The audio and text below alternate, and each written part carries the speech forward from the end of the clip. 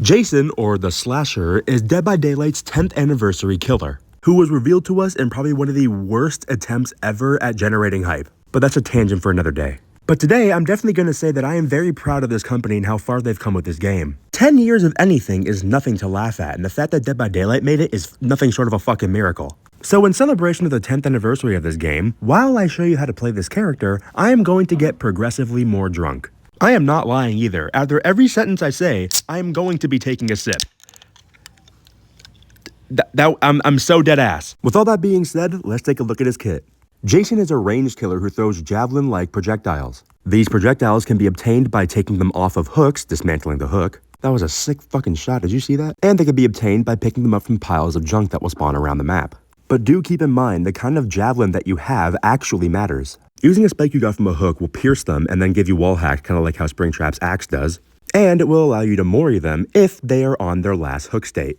If a survivor is supposed to be downed, if the javelin hits them against any surface, they will be pinned to that surface, allowing you to put them on your shoulder or Borey them if they're on the last hook state like I am here. Every time you put a survivor on a hook, you will be given a hook javelin for free. Now the scrap javelins, they don't do any of the things I just mentioned. They are there strictly to do damage. You can tell you have a hook javelin if it has this little thing at the tip of it. You can see it. And don't worry, hooks that you took javelins from will eventually regenerate like you see right here. Jason's second ability allows him to turn invisible, spawns a lot of mist around the map, and gives everybody an audio cue that the ability has just been popped. While in this ability, you can't see survivors, but you can see their footprints if they're walking, and you can see a little red mist cloud if they're doing any sort of action, or just simply standing still. The only way out of this ability is by initiating a jump scare. If there is a pallet, window, or breakable wall, you will see a little mist version of Jason walking across it. You can switch the sides you want to appear on, and then just appear. Anything you appear on will be blocked for a very short amount of time.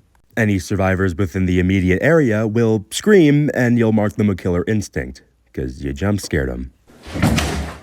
This is number 2. That about wraps up his abilities. Let's get into his perks. His first perk is Silent Shadow. Whenever you hook a survivor, you are granted undetectable for the specified amount of time. When the exit gates are powered, you gain undetectable for the rest of the trial. It's not a bad perk by any means, but like, if I'm making a tier list, it's not going anything above C, you know what I mean? His second perk, Rampage, gives you a token every time you basic break a pallet or a breakable wall, up to a maximum of 13. I'll give you a few tries to guess why the number is 13. Then, whenever you are flashlight stunned or pallet stunned, you will gain 1% haste per token that you've already accumulated. And of course, it lasts for 13 seconds. I can see this maybe being useful on some M1 killer, maybe, but like, I don't know. I don't like the idea of a perk that forces you to get shit on for half the match for it to gain any value.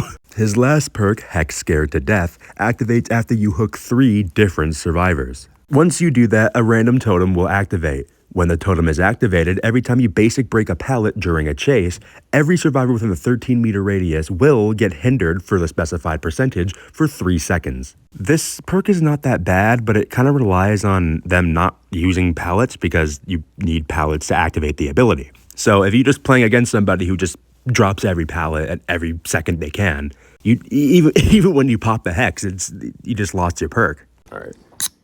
I'm keeping it together, don't you think? I think I'm doing a pretty good job. I don't sound too bad, do I? Jason is a very welcome killer in this game, and I'm glad he finally made it in. And the people think he's overpowered, and to that I say, skill issue.